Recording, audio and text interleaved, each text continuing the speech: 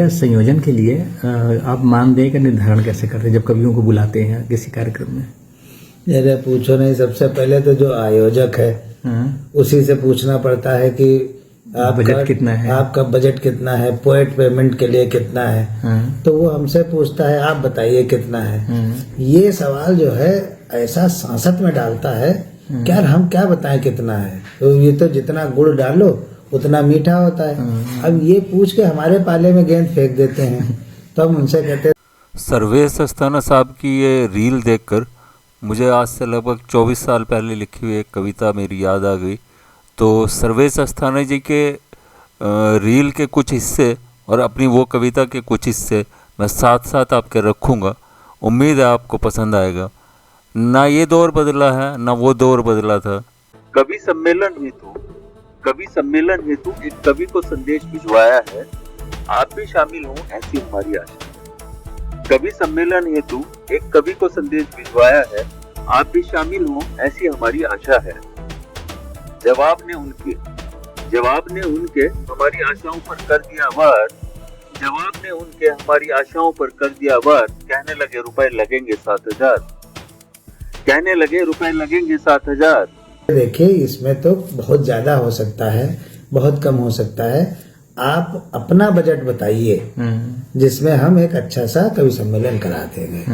तो फिर वो मैं समझ जाता हूँ कि अगर उसको मान लीजिए 6 लाख बताना है, 6 लाख है उसका, तो कहेगा 4.5-5 लाख तक देख लीजिए हो जाए। तो हम ये जान जाते हैं कि इसका अभी बजट और है, तो फिर हम कहते नहीं इतना। तो दोस्तों 24 साल पहले और 24 साल बाद सिर्फ एक ही फ़र्क आया है।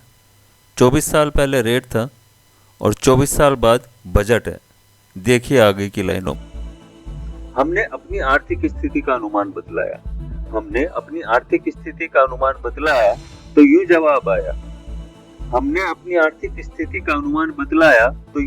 आया। ये तो ऑफ सीजन के रेट हैं। दे सको तो तुम्हारे वरना हम तो कईयों की डेट हैं। ये तो ऑफ सीजन के रेट हैं, दे सको तो तुम्हारे वरना हम तो कईयों की डेट हैं। में तो थोड़ा कम उसके कभी बुलाने पड़ेंगे, कम फेमस। तो कहता अच्छा कितने में हो जाएगा? तो हम कहते हैं कि 5.5-6 होगा, 10-15 हजार इधर उधर ऐसे हो सकता है।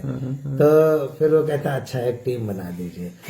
अब सवाल शुरू होता है टीम बनाने का। तो टीम में 3 प्रकार के कवि होते हैं। एक तो होते हैं महंत कवि। महंत कवि वो होते हैं जो ऊपर टॉप के 4-5 लोग हैं, वो महंत कवि हैं। तो उनसे जैसे मालूम ही रहता है कि कितना वो लेते हैं, लेकिन उनसे अगर पूछ लो तो और 50,000 बढ़ा के बताते हैं। और कहते हैं कि अगर चेक से होगा तो इतना होगा, अगर कैश होगा तो इतना होगा। तो दोस्तों अभी तक आप एक कवि सम्मेलन की प्रस्तावना, रूपरेखा और संरचना को समझ ही चुके होंगे। तो अब इस कविता को, इस रचना को अंतिम सोपान पर ले जाते हुए आखिर की पंक्तियां आपकी नज़र है। ना ये दौर बदला है ना वो दौर बदला था। डेट के इस रेट ने सर चकराया है जनाब। तब से अब तलक हम यही सोचते हैं। वो दिन दूर नहीं। फिक्स रेट नो बार्गेनिंग की तख्ती कवियों के दरवाजे पर होगी। यकीन मानिए दोस्तों उसी क्षण इस कविता की अर्थी हमारे कांधों पर होगी।